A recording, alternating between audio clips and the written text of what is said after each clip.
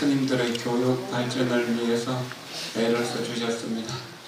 행정교육은 단일계단에 항상 교수사로서 역할을 하셨고 계단위원으로서 또 고시위원으로서 이렇게 역할을 하시고 전 법계위원장이 되셨고 또 대종사이십니다. 해인사 성가대학장을 지내셨고 또 해인사 유락성가대학 원장도 역임하셨고 지금은 해인사 전계사이시고 또 조계종 법계위원장이십니다. 오늘 귀한 인연으로 스님이 오셨으니까 법문을 잘 듣고 이렇게 이제 그 마음속에 새겨서 그것을 실천하신다면 행복 에너지가 될 수 있을 것이라고 여겨집니다. 계위무상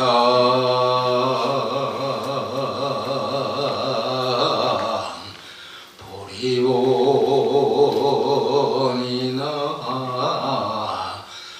문법시네 난조우르다나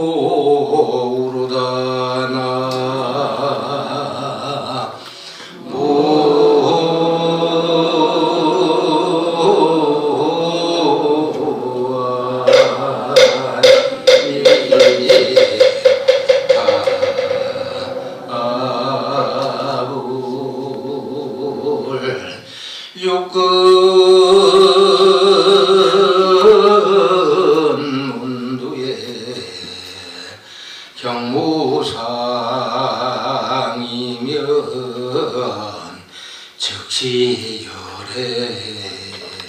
정법신이로다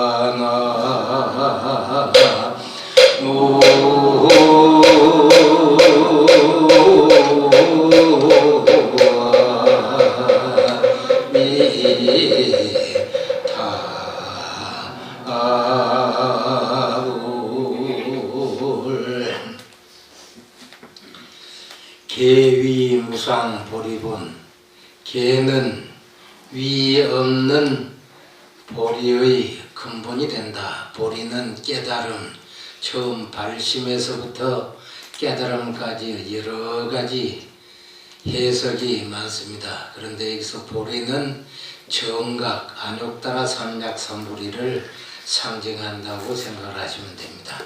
무상보리의 근본이다. 그러니까 우리가 빈의법석을 해서 우리가 벌써 3년째인 줄 알고 있는데요. 빈의 그러면은 이거는 반려, 범으로서 한문으로는 개 그런 의미를 가집니다. 개가 있고 율이 있는데 우리 보살님들은 율이 아니고 계를 지키고 스님들은 율에다 더 중심을 두고 지킵니다. 말로는 계율 그러는데 계가 가지고 있는 의미하고 율이 가지고 있는 의미는 조금 차이가 있습니다. 그러니까 빈의 그러면은 빈의법석 그러면은 계를 잘 알고 지킨다 그런 의미가 있는데 계라는 말 우리말로 해석을 하면은 좋은 습관을 갖는다 한마디로 그런 말입니다. 좋은 습관, 나쁜 습관이 아니고 좋은 습관. 좋은 습관은 보통 선행 그러죠. 나쁜 것은 악행 그렇게 표현을 합니다. 그런데 좋은 습관을 우리 몸에 익혀서 나쁜 짓을 하지 않고 사막도에 가지 않고 극락세계에 왕생하기를 발언하는 것, 그것이 빈의, 계가 가지고 있는 의미입니다. 그러니까 이 계, 좋은 습관을 들이면은 마지막에 보리, 안욕따라 삼약삼보리를 얻게 된다. 그래서 우리 관음사 주제스님께서 송광사 열주스님께서 이런 빈의법석을 마련을 하셨는데 이제 법문을 듣는 것, 그것을 문법 그러죠. 들을 문자 법법자. 법은 여러 가지 의미가 많습니다. 그런데 여기서 법이라고 하는 의미는 크게 세 가지를 얘기하는데, 첫 번째는 법이라는 의미가 진리, 그런 의미가 있고요. 두 번째는 바깥에 우리 눈에 보이는 현상, 그러니까 나무 하나, 풀 하나, 모래 하나를, 물 한 방울까지 그걸 다 현상이라고 그러죠. 눈에 보이는 것, 그런 것들까지도 다 법이라고 그럽니다. 또 마지막으로 법이라고 하는 것은 질서를 법이라고 그러죠. 예를 들어서 국가에서는 헌법, 그 헌법 밑에는 민사소송법, 형사소송법, 형법, 상법 여러 가지가 다 있어서 장사도 그냥 하는 게 아니고 상법에 의해서 신의를 가지고 가격도 아무 때나 받는 게 아니고 정해진 가격 이상 받으면 안 되죠. 그러니까 그 같은 질서를 유지하는 것. 그래서 법이라고 하는 것은 첫 번째는 진리, 두 번째는 현상, 세 번째는 질서. 그러는데 여기서 법이라고 할 때는 부처님의 말씀인 정법, 바른 진리, 그런 의미를 가지고 있습니다. 문법, 바른 진리를 듣고 그 다음에 신행, 믿고 실천한다는 것은 난조우다. 조우라는 건 만날 조자, 만날 우자인데 만나기가 참으로 어렵다. 우리가 천수경에서 개경계 그러면 무상심심 임요법 백천만금 난조우 악음문견 득수지 원해열의 진실의, 우리는 천수경 읽을 때마다 이렇게 이제 외우는데, 이 개경계를 옛날에 중국의 칠천무라고 하는 황제가 지었다고 하는 그런 설이 전해지고 있습니다.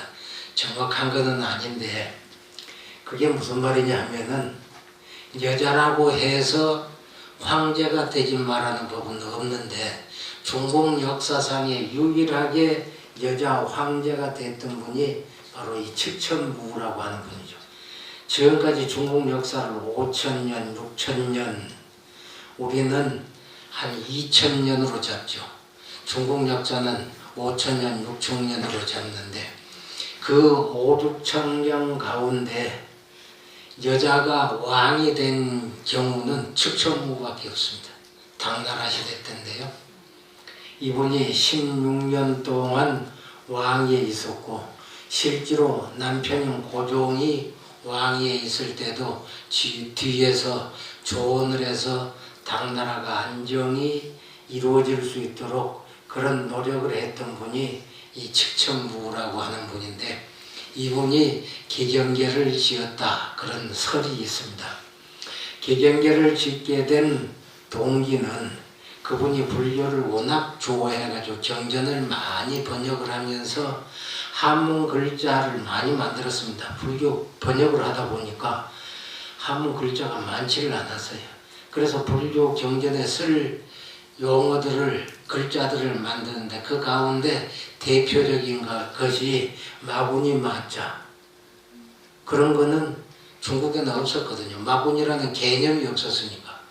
그런데 그것을 인도 말을 중국으로 번역을 하면서는 그런 말을 만들었습니다. 삼마자 밑에다가 귀신 귀자를 붙여서 마구니 마자를 만든 거거든요. 이와 같이 많은 업적을 만든 분인데 그 경전 번역을 해서 그거를 마지막에 이제 큰 스님들이 쭉 읽으면서 해석을 해주는 걸 듣고 그때 생각나는 게 무상심심 비묘법, 위없이 깊고 묘한 법, 백천만급 난조. 겁이라는 수치는, 백천만급 할 때 겁이라는 수치는 시간의 개념이죠. 그런데 중국에서는 수치의 개념이 한 25개 정도 됩니다. 우리나라 예산이 지금 몇 조 그러죠? 조. 그러니까 1, 2, 3, 4, 5, 6, 7, 8, 9, 10, 100, 1000, 만, 10만, 100만, 1000만, 억, 조, 경, 기, 해 이런 식으로 해서 25개 단위인데 인도에서는 수치의 단위가 하도 가지수가 많아가지고 보통 108가지 그럽니다. 많다는 의미로 108가지 그렇게 표현을 합니다. 그 가운데 이 겁이라는 단위가 100번째다 그렇게 얘기를 합니다. 수치 단위로서. 그런데 이제 백천만급, 그러니까 100에다가 1000을 곱하고 거기다가 또 만을 곱하면 얼마나 되겠어요? 계산하면 한참 계산을 해야 되겠죠. 그런 겁이다. 그 많은 세월이 지나도록 윤회를 하면서도 만나기가 어렵다. 백천만급 난조우. 제가 지금 문법 시행이 난조우다 그런데 법문 듣기도 어렵고 그 법문을 믿고 실천하기도 어렵다. 만나는 것도 어렵고 실천하는 것도 어렵다 그런 말입니다. 육군문두의 경무상하니 육군, 우리는 안, 이, 비, 설, 신, 의라고 하는 6개의 감각기관을 가지고 있습니다. 눈, 코, 입, 귀, 몸, 뜻. 그것을 육군 그렇게 표현을 합니다. 불교에서는 6개의 근본이 되는 것. 그런데 실제로 눈이 보느냐 그러면은 눈이 보는 게 아니거든요. 눈은 유리창 노릇 같은 것밖에 안 합니다. 보기는 보는데 바깥은 것이 비춰지기는 하는데 그것이 꽃인데도 노란 꽃인지 그렇지 않으면 빨간 장미인지 그걸 아는 놈은 마음이라는 놈이 따로 있어요. 그래서 불교에서는 그와 같은 하나의 생각을 정리를 하려면은 육근과 그 대상이 되는 육경과 육식이 3가지가 합치돼야지 하나의 판단이 일어날 수 있다. 그렇게 불교에서는 얘기를 해요. 그러니까 우리가 가지고 있는 몸에 안, 이, 비, 설, 눈, 귀, 코, 혀, 몸, 뜻 이와 같은 6개를 육군 그러는데 이 6개가 마치 문의 역할을 하는 거죠. 문의 역할을. 그래서 육군문두의 경무상이다. 나타나는 경계, 색깔이 됐거나 모양이 됐거나 나무가 됐거나 뭐가 됐거나 그런 것을 경계 그럽니다. 나타나는 상대적인 것. 그것이 다 항상 하지 않다. 변한다. 여러분들이 지금 법문 시작할 때 제 모습을 보았을 때 하고 지금 한 10분 지난 사이에 저를 보는 모습이 똑같지를 않습니다. 왜 그러냐 하면은 처음 시작할 때는 계속 없느라고 나무아메타불을 머릿속에 생각을 했는데 지금 제가 이야기하기를 육군 얘기를 하니까 본인이 가지고 있는 눈기, 코, 입 이런 거 생각을 하게 되니까 처음에 아미타불 생각했던 것하고 지금 눈기, 코, 입 생각하는 것하고는 생각이 다르죠. 그러니까 그것이 항상함이 없다. 변화되는 것이지 그대로 고정되어 있는 건 없다. 육군문두의 경무상이다. 육군, 보는 놈이나 듣는 놈이나 생각하는 놈이 순간순간 변한다. 그래서 부처님께서는 1초를 96등분을 해서 96분의 1초에 우리 마음이 변화를 일으킨다 그래요. 우리는 의식을 못하는데 우리는 1초 96분의 1초 동안에 마음에 한 번씩 파동을 일으킨다는 겁니다. 예를 들어서 전기 같은 경우 전기도 1초 동안에 지구를 3바퀴 돈다 그러잖아요. 그만큼 빨리 도는데 전기선을 타고 전기가 수없이 왔다 갔다 하지만 우리가 보면 그냥 환하게 밝은 것 같은데 저게 그냥 환한 게 아니고 1초 동안에 지구를 3바퀴 반을 도는 정도로 빠르게 왔다 갔다 하니까 우리는 그냥 환하게 보이는 거예요. 그처럼 우리의 생각도 1초 동안 96분의 1초 동안의 생각도 파랑을 일으킨다. 번뇌를 일으킨다. 그래서 즉시 열의 정법신이다. 우리가 그렇게 순간순간 변화되는 줄을 깨닫는다면, 즉시할 때 이 시자는 깨달을 각자나 알기 자나 뜻이 같습니다. 즉시 열의 정법입니다. 바로 부처님의 바른 몸을 얻는 것과 같다. 이것이 첫 번째 제가 여러분들에게 알려드리는 개송인데, 이게 무슨 말이냐 하면은, 법문을 들으려면은 두 가지 조건이 갖추어져야 됩니다. 두 가지 조건. 하나는 바깥에 인연이 있어야지 법문을 들을 수가 있고, 하나는 안으로 원인이 있어야 됩니다. 그래서 그걸 외연과 내인, 안으로는 원인이 있어야 되고 바깥으로는 조건들이 갖춰져야 된다. 그래서 내인과 외연, 그 두 가지를 갖추는 것이 중요하다. 그래서 바깥으로 외연 가는 것은 예를 들어서 장소, 시간, 그런 것들이 맞아야지 여러분들이 법문을 들을 수 있는 거예요. 오늘 여러분들이 어디 바쁜 일이 있다 그러면은 관음사 올 수가 없어요. 시간상으로나 장소도 분명히 관음사라는 장소, 또 지금 11시 15분인데 11시쯤 또 10시쯤 이 관음사에 와서 이 법당에 들어와서 부처님한테 공양 올리고 같이 연불 하고 할 수 있는 그런 조건들은 바깥의 여러 가지 시간적으로나 공간적으로나 그런 조건들이 갖추어져야만 되고, 그 다음에 내인이라고 하는, 안으로 인이라고 하는 것은 내가 오늘 관음사 법회인데 꼭 가서 들어야 되겠다. 관음사에서 빈의법석을 일주일간 하는데 일주일 동안 빠지지 않고 가서 꼭 참석해야 되겠다고 하는 그런 생각, 그것이 안으로 인이 되는 겁니다.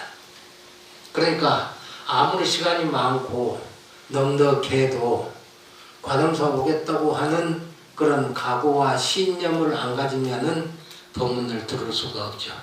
그래서 외연과 내인, 그 두 가지가 갖추어져야만이 법문을 들을 수 있는데, 그 두 가지가 갖추어진 것을 바로 백천만금 난조우, 그렇게 표현을 하는 겁니다. 우리는 이 세상에 사람으로 태어났고 그 중에 불교를 믿을 수 있으니까 여기 온 거거든요.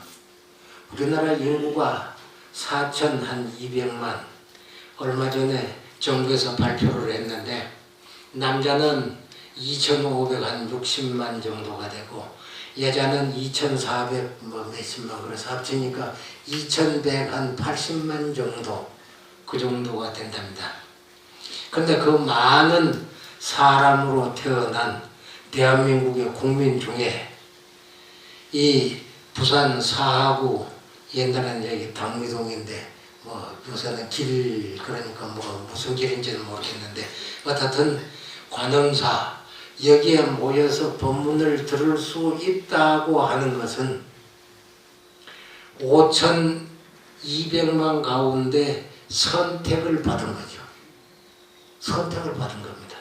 본인 스스로가 마음을 냈지만은 절에 오더라도 서울에 있는 족에서, 서울 사람들은 족에서 갈 수도 있고 또 강남에 있는 사람 봉은사 갈 수도 있고 그 위에 절들이 많고 또 부산서문 하더라도 오늘 법무사 갈 수도 있고 또 다른 서남사 갈 수도 있고 얼마든지 다른 데 갈 수도 있는데 관음사에 왔다. 그것은 안으로 내인이, 안내자하고 원인인자, 내인이 갖추어졌기 때문이다.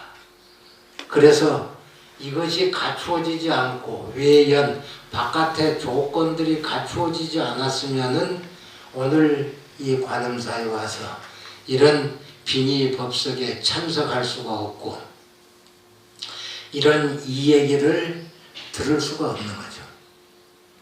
제일 문제가 되는 것 가운데 하나가 귀로 듣는 거니까, 귀로 듣는 것은 참 쉬운 것 같은데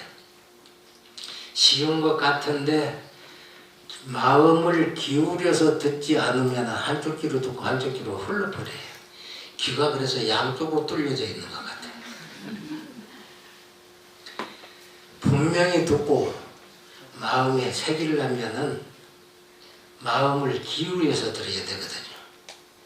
정성을 다해서 들어야지 건성으로 제 이야기를 들으면서 지금 내가 혹시 가스레인지 불 안 끄고 온 거 아닌가? 그런 생각하면은 마음이 안 모아지죠. 그러니까 일단 관음사 올 때는 집에 거 싹 잊어버리셔야 되는 거예요. 그래서 옛날 스님네들이 마음을 놓아버리라 그렇게 표현을 했는데, 마음을 놓아라, 그것을 옛날 스님네들은 한문으로 표현할 때 아래 하자 마음 심자, 마음을 놓아라, 마음을 아래로 해라 하는 게 아니고 마음을 다 비워라 그런 의미죠. 그럼 마음을 비워가지고 그래서 법문을 들어야지. 만약에 마음을 비우지 않고 텔레비 봤던 거, 저녁에 연속곡 봤던 거 이런 거 생각하다 보면은 법문이 마음에 담기지를 않아요. 우리 마음은 한량없이 큰 것이지만은 우리가 마음을 기울이지 않고 정성을 들이지 않으면 마치 엎어놓은 그릇에 물건을 담으려고 하는 것과 같아서 담기지를 않습니다. 그러니까 제일 먼저 귀를 기울여서 들어야 된다. 귀를 기울여서 듣더라도 마음에 다른 생각을 하지를 않아야 되는데 다른 생각을 할 경우가 참 많아요. 예를 들면은 부처님한테 와서 기도를 하면서 무엇을 해 주십시오 하는 그런 원을 세우거든요. 원. 그런데 욕심하고 원하고는 다르거든요. 욕심은 내가 하지 않으면서 내가 그것이 와지기를, 얻어지기를 바라는 게 욕심이에요.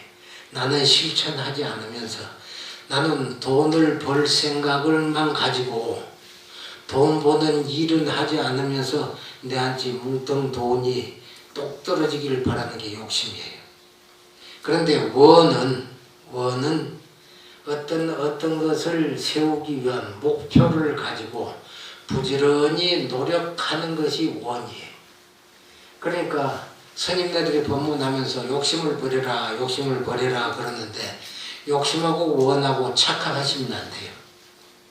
우리 보살님들은 원은 세우되 욕심은 부리지 않아야 되는 거죠. 그게 다른 종교인들이 가지고 있는 신행 생활하고 이 차이점이에요. 기독교인들은 모든 것을 하느님 해주십시오. 하느님한테 다 밀었는데 그런 게 아니고 불교는 나는 이런 것을 이루겠습니다. 그러면은 그것을 이루기 위해서 내가 차근차근 계획을 세워서 노력해 나가는 거예요. 그러니까 보살님들이 원을 세우고 그것이 이루어지게 하기 위해서 참회도 하고 절도 하고 부처님 경전을 독송하기도 하고 그런 것들을 하는 이유가 그런 단계를 하나씩 이루어 나가는 거죠. 예를 들어서 돈을 벌기 위해서 불교 경전을 읽는다. 그게 아무 관계도 없는 것 같거든요. 그렇잖아요. 돈을 벌려면 장사를 하든지 그래야 되는데 어떻게 불교 경전 읽는 게 돈 버는 것하고 같겠느냐. 그런 생각이 들 수가 있겠죠. 그렇잖아요. 지금 이제 수능철입니다. 그죠? 그래서 아들이나 손자, 손녀가 있는 할머니들, 자녀들 있는 아버지, 어머니들은 아들, 딸들이나 손자, 손녀들이 수능시험 잘 봐서 좋은 대학에, 원하는 대학에 합격하기를 바라는 경우가 많죠. 그래서 아들, 딸들이 공부 잘하기를 바랐는데, 그런데 보살님들이 와서 공부 잘하기를 바라고 기도하는 것하고 시험을 직접 보는 손자, 손녀, 아들, 딸들이 시험 당사자거든요. 그런데 그 애들이 시험 보는데 그 무슨 관계가 있어요? 관계가 있습니까? 관계가 있어요? 관계도 없는데 그럼 보살님들은 손자, 손녀, 아들, 딸 공부 잘하기를 바라는 거예요? 관계가 있으니까 하는 거잖아요. 관계가 있으니까. 관계라고 하는, 조건이라고 하는 것은 하도 다양해가지고 그게 서로 얽혀져 있는 것을 자세히 알기가 쉽지를 않아요. 우리는 그냥 아들, 딸이고 손자, 손녀니까 그런 관계 때문에 기도를 하는 것이다. 그런데 그것만은 아니에요. 그 이외에도 다른 조건들이 다 얽혀져 있기 때문에. 예를 들면 그 손자, 손녀가 내 손자, 손녀를 태어나기까지는 그 이외에 다른 조건들이 다 충족이 돼가지고 태어난 거지. 어느 날 하루아침에 하늘에서 뚝 떨어지거나 땅에서 솟아나거나 그런 일이 없거든. 그것을 분류해서는 업, 그렇게 표현을 합니다. 업. 그러니까 그 업도 이제 가장 크게 선업, 악업 그렇게 표현하지만은 어떻든 여러 가지 업, 그것은 아까 얘기했던 연, 조건, 그런 상황 이런 것들이 합쳐져서 이루어진 것이 업인데, 이 업은 그냥 이루어진 게 아니고 내가 어떤 마음을 먹느냐부터 시작되는 거거든. 그래서 아까 처음 이제 계율과 비닐을 얘기하면서 계율이 가지고 있는 가장 기본, 계가 가지고 있는 가장 기본은 착한 행동을 익혀서 좋은 일들을 많이 하고 그것을 하는 것, 그것이다. 그게 빈이다, 계다 그렇게 표현을 했는데, 그런 좋은 일을 하는 것을 선업이다 한다 그렇게 표현을 했었죠. 이 선업이라고 하는 것은 내가 일상생활 속에서 생각하는 것부터 시작해가지고 행동으로 옮기는 것까지가 다 포함이 됩니다. 생각 하나 하는 것부터. 그러니까 우리는 과거 지나간 것에 대해서 생각을 항상 즐겁게 해야 돼. 그게 무슨 말이냐면은 좋은 일만 생각하고 옛날에 지나간 일 중에서 좋은 것만 생각하고 늘 마음에 기쁘게 생각을 해야 돼요. 우리 관음사 표가 뭐예요? 늘 기쁘게 생각해야 돼요. 늘 기쁘게. 지나간 일부터 늘 기쁘게 생각해야 돼. 옛날에 고생하고 그래가지고 그때 어떻게 내가 그랬을까? 그거 생각하면 우울해지니까 그런 생각을 싹 치우고 즐거웠던 일만 머리에 항상 떠올려야 돼. 그것뿐만 아니고 지금 내가 하는 것에 대해서도 희망을 가지고 즐거움을 가져야 돼. 이렇게 잘하면은 내일도 좋을 것이고 모레도 좋을 것이고 언제든지 즐거운 일만 있을 것이다 하는 희망을 가지고 항상 환희심을 가져야 된다. 그러니까 늘 우리는 웃는 표정을 지어야 되는 거예요. 다른 사람이 나를 보고 아이고 왜 저렇게 찌푸리고 있을까 그러는 것보다는 항상 이빨을 반쯤 드러내고 항상 웃는 표정을 지어야 돼요. 안 되면은 거울을 보고 연습을 하세요. 우리 처사님들은 거기 앉아가 계시는데 항상 웃는 표정을 지으셔야 돼요. 그래야지 다른 사람들도 보고 즐거워지는 거예요. 저는 절에 들어온 지 이제 올해 딱 60년째거든요. 59년에 들어왔으니까 올해 딱 60년째인데 그동안에 절을 본 사람들은 항상 냉정하다 그랬어요. 그럴 수밖에 없는 게 선생 노릇을 하다 보니까 밑에 사람들을 가르치려면 웃는 표정으로 이 얘기를 해야 되는데 그러면 나를 낮잡아 보지 않을까 싶어가지고 맨날 그놈한 표정 짓느라고 선생 노릇 하다 보니까 그래 된 거예요. 해인사에서 강사 노릇하고 선생 노릇만 한 것도 자그마치 14, 15년인데 그동안에 경주 동국대학교에 강의를 한 15년 나가고 또 카톨릭대 옛날에는 효성여대 그랬습니다. 대구 사람들은 잘 아는데 거기도 한 15년간 강의를 나갔거든요. 카톨릭대는 종교학과에 한 15년간 강의를 나갔는데 강의를 나가서 학생들한테도 웃는 얼굴로 표정을 가지고 강의를 했어야 됐는데 별로 웃는 표정이 아니고 맨날 선생처럼 근엄한 표정을 지어야 되는 것처럼 늘 마음에 그런 생각이 있어가지고 그렇게 표정을 지었던 것 같아요. 그러니까 저보고는 맨날 냉정하다고 근엄하다고 그랬어요. 그런데 사실 나는 그런 연습을 안 해가지고 그래서 보살님들 보고 맨날 웃는 연습을 하다 안 되면은 거울 보고 하루에 3번 정도 아침 먹고 나서 머리 쓰다듬을 때 점심 먹고 나서 입술 닦을 때 저녁에 자기 전에 세수하면서 거울 보면서 웃는 연습 하루에 3번씩만 하세요. 그러면 항상 얼굴에 미소를 지을 수 있어요. 그래서 즐거운 마음을 가지고 사는 것. 아무리 어려운 일이 오더라도 뭐라 그랬어요? 순간은 지나간다 그랬죠. 어떤 일이든지 지나가지 않는 게 없어요. 어떤 일이라도 다 지나가게 돼 있어요. 그렇기 때문에 우리는 항상 즐거운 마음을 가지고 행복하다는 생각을 가지고 사셔야 돼요. 그렇잖아요.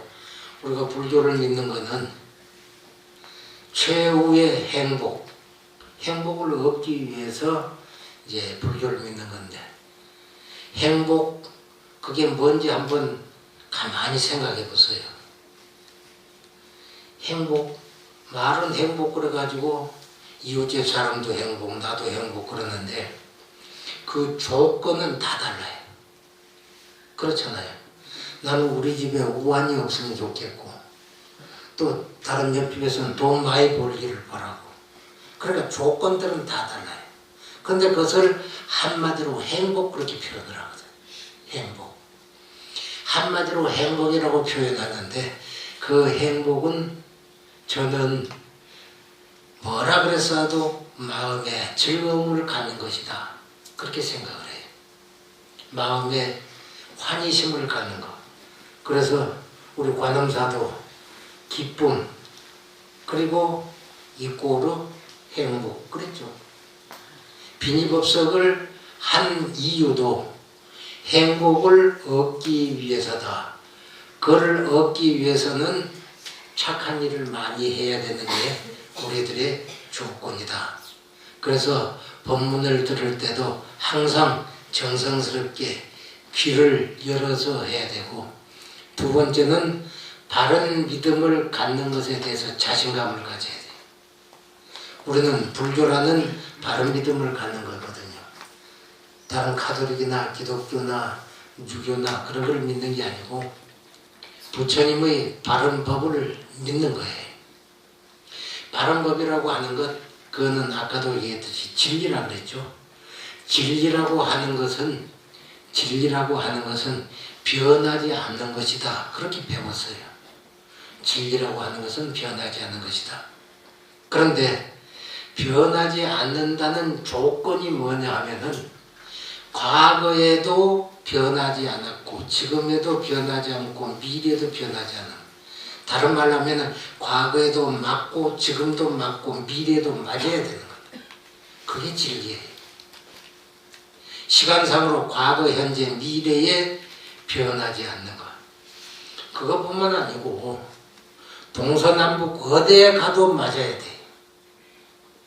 미국에서는 안 맞는데 대한민국에서는 맞으면 그건 진리가 아니에요. 불교에서 말하는 진리. 철학에서 말하는 진리라고 하는 것은 변하지 않는 것. 과거, 현재, 미래에도 바뀌지 않고 동서남북 어디를 가도 바뀌지 않는 거예요. 그게 뭐냐? 불교에서 말하는 사성제. 고제, 집제, 멸제, 도제하는 사성제. 이 세상에 태어난 것, 만들어진 것, 어떤 것도 고통스럽지 않는 게 없고 변하지 않는 게 없고 마지막에 소멸되지 않는 게 없어요. 없어지지 않는 게 없어요. 사람은 나고 늙고 병들고 죽게 돼 있고 만들어진 물건이 아무리 견고한 것 같아도 저게 점점 부서져서 없어지는 거예요.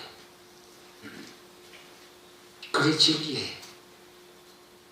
그렇기 때문에 불교에서 말하는 진리, 그것을 믿게 된 것을 우리는 항상 즐겁고 행복하게 생각해야 된다. 그것을 우리는 바른 믿음을 가지기 때문에 행복하다. 그렇게 생각하셔야 된다. 그런 얘기입니다.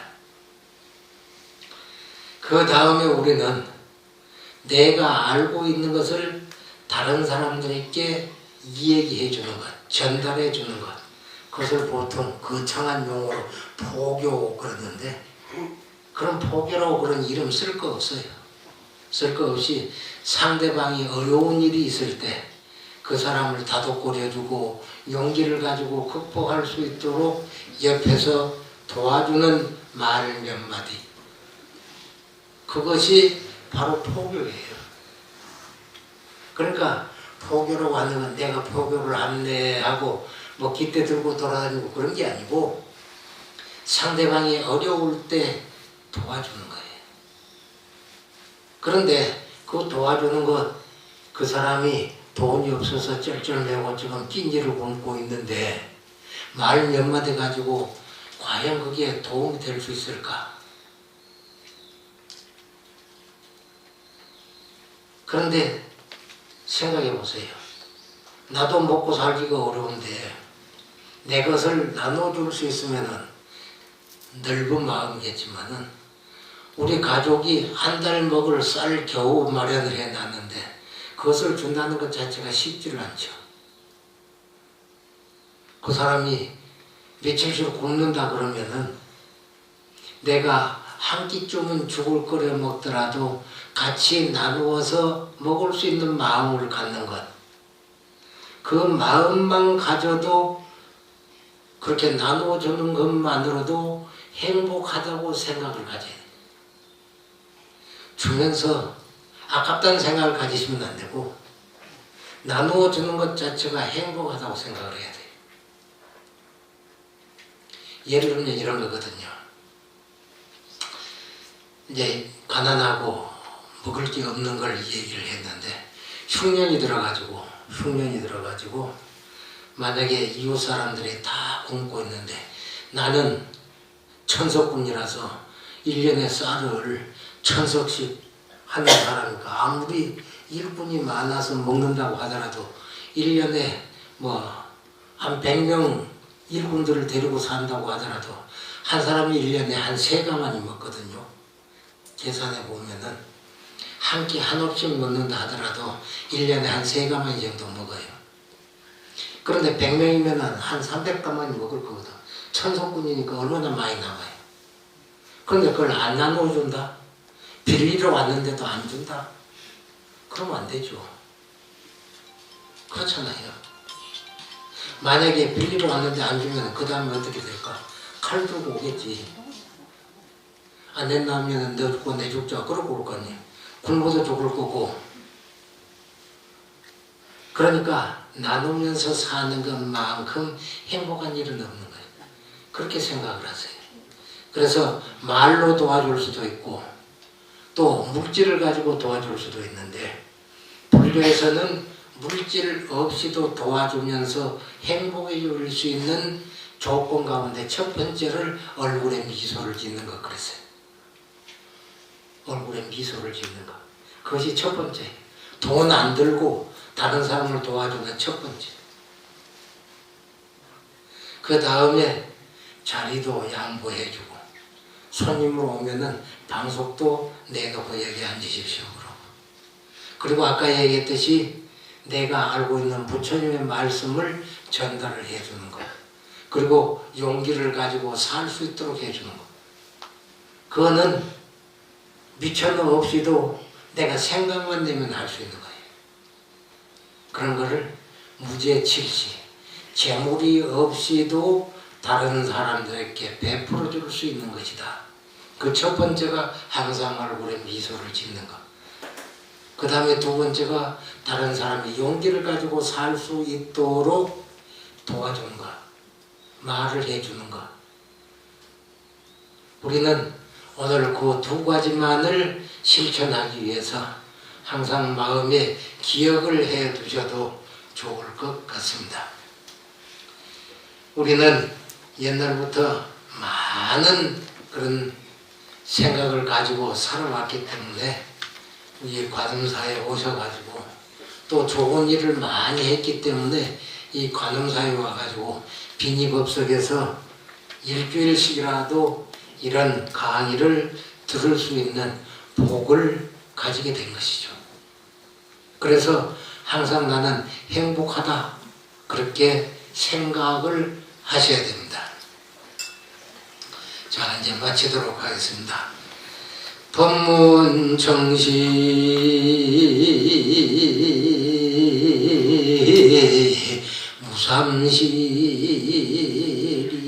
무삼시리호 정신 집중해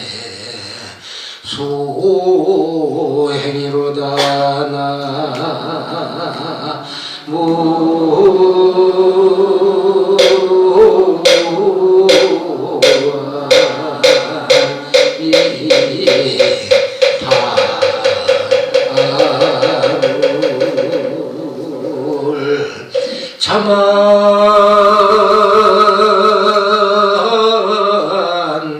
참안타원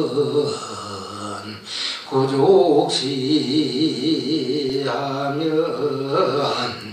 정덕구류 바람이리로다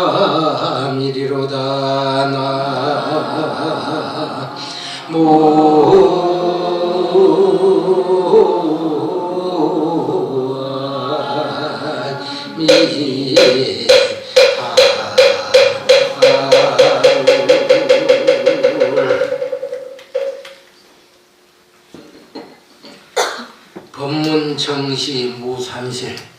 법문을 들으면은 세 가지 잃은 것이 없어진다. 세 가지 잃은 것이 없어진다고 하는 것은 집중해서 들을 수 있고 또 굳은 마음을 가질 수 있게 되고 탐진치 삼독을 없앨 수 있는 그런 실천을 그동안은 하는 거예요. 법문 듣는 동안에 욕심 부리고 성질 내고 그 다음에 어리석은 일은 없으니까. 그와 같이 세 가지 잘못된 일이 없다. 법문을 듣는다면. 그러니까 어디든지 법문을 한다 그러면 가서 들어야 된다니까. 탐진치 삼독도 없어진대 그동안은. 정신 집중의 수오행이다. 정신을 집중해서 들으면은 5가지 실천하는 것이 이루어진다. 닦아진다. 5가지 실천이 뭐냐? 첫 번째는 법문에 집중할 수 있고, 두 번째는 생각이 하나로 모아지게 되고, 세 번째는 법문하는 스님네들 쳐다봐야 되니까 그걸 관이라 그러죠. 쳐다봐야지 소리는 귀로 듣지만은 표정이나 그런 것을 봐야만이 쉽게 이해가 되니까 관이 익숙해지고, 네 번째는 마음속으로 실천을 다짐하게 되고, 5번째로는 깨달음을 얻을 수 있는 원인이 갖춰진다. 그래서 수오행이다. 자만타원, 아까 얘기했듯이 자만이라고 하는 것은 스스로의 원인이 다 잘 갖추어지고, 타원, 아까 얘기했듯이 외연, 바깥의 인연들이 다 부족하게 된다면은 정득 구육바람이다. 육바라밀, 보시지계인, 욕정진, 선정지혜라고 하는 6가지가 잘 갖추어지게 된다. 화엄경에서 말씀하시기를 법문을 들으면은 항상 생각할 때 내가 환자처럼 생각을 하고 내가 병든 사람처럼 생각하고 그 다음에 부처님이 법을 환자를 치료하는 약처럼 생각하고 그 다음에 법문해주는 선지식을 의사처럼 생각하고 의사처럼 그리고 부지런히 수행하는 것을 약을 먹는 것처럼 생각하라. 의사가 약을 처방을 해줘도 병원에 가서 약국에 가서 약을 지어다 머리맡에 놔놓고 먹지 않으면은 병이 나을 수가 없죠. 그러니까 화엄경에서는 그와 같이 법문을 듣더라도 항상 그와 같이 병든 사람처럼 생각을 해서 본인 스스로가 부지런히 약을 먹고 치료하기 위해서 노력해야 된다. 그런 말씀을 하셨습니다. 오늘 법문을 듣는 것을 즐겁게 생각하시고 일상생활도 그런 즐거움으로 함께 하시기를 빕니다. 감사합니다.